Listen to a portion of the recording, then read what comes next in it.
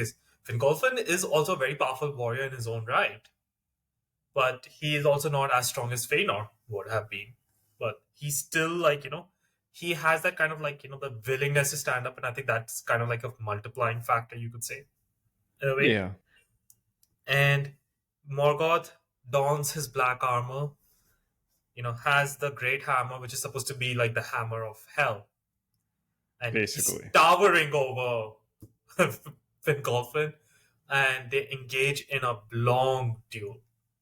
Every time he strikes the earth, it's like supposed to be like craters are being formed, Yeah, and even still, six times Fingolfin also wounds him pretty badly. It's not nothing permanently to that too. would probably, I think yeah. it leaves him a little. He can't walk properly, basically, He's, because of it. yeah, there's a limp after that. Yeah. But that's I said six because I know the seventh one is to come. Because he ultimately he injures him critically seven times. Right? The seventh one, which was at the last. But and even then he was knocked down three times and still stood up. Mhm.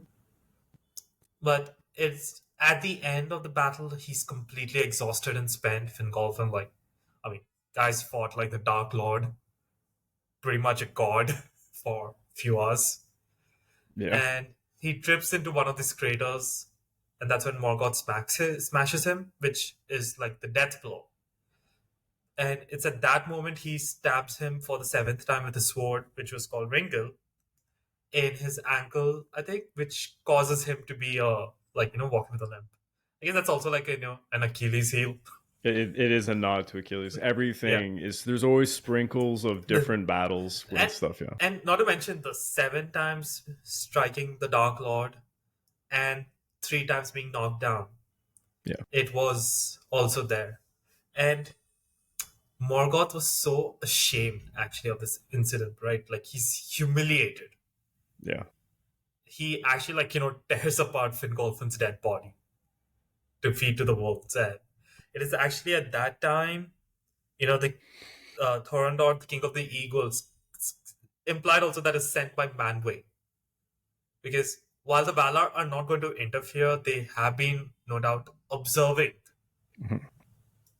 And he sends Thorondor, who, slashed Morgoth's face to, like, disorient him so that he can take away the two halves of Fingolfin's body for a proper burial, which is what he deserved, because otherwise Morgoth was going to, like, throw him to the wolves. But it was such an event for Morgoth that even though he won, he lost because the orcs who love singing as well about their triumphs, they never sing about this. No. And the elves were too emotionally shattered by the death of Fingolfin. But he died like a true hero, unlike Yep. his older brother. And I think this was his only second time before the War of Wrath where, you know, Manwë does actually send help to the Noldor. The first one is when Fingolfin's son goes to save Maedhros, the eldest son of Fëanor, who was being imprisoned and tortured in Angband. Hmm. And twice, the son of Fingolfin is saying, he begs to Manwë and praise, and he's not asking for any help to save him because he feels like with the damage that has been done to Maedhros, that please let me just kill him so that I can just give this mercy to him. Yeah. It wasn't like out of like spite or wanting to do it. He just wanted to put him out of the misery because he felt like no one should be suffering this much.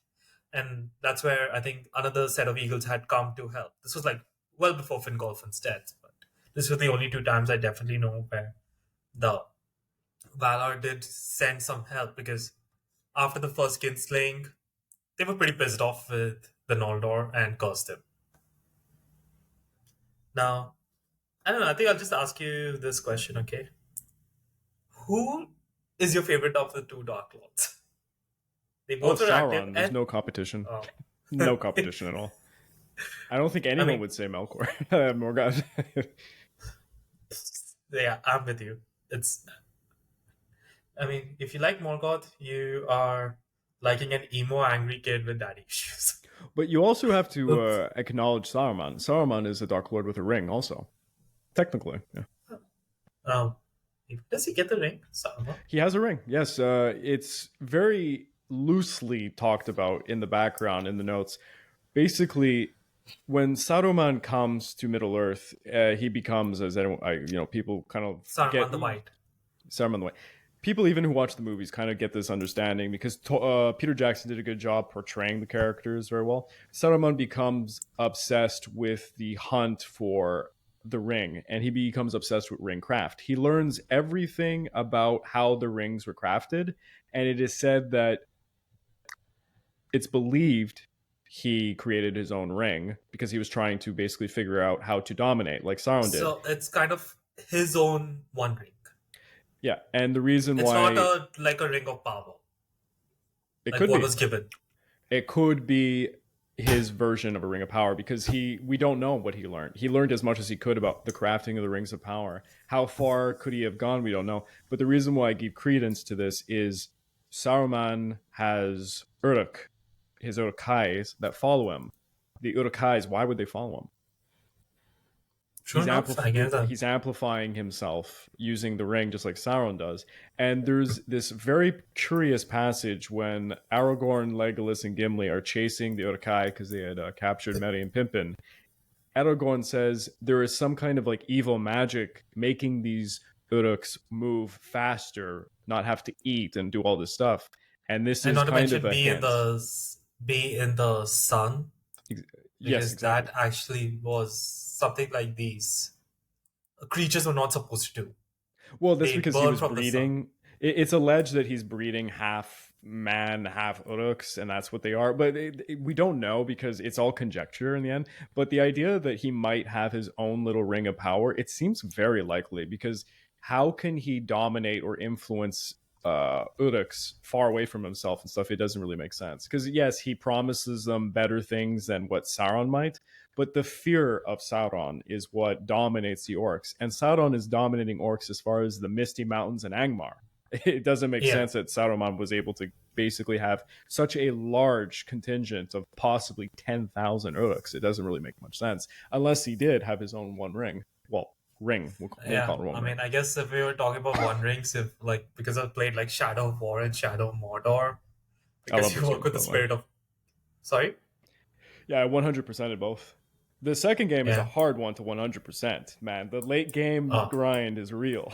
But I love that game. uh, I just hate the I. After that, I'll just say this: I hate Celebrimbor. He's a dick in that game. Yeah, he's a real dick in the game. In the books, he's Like, a very like sympathetic character.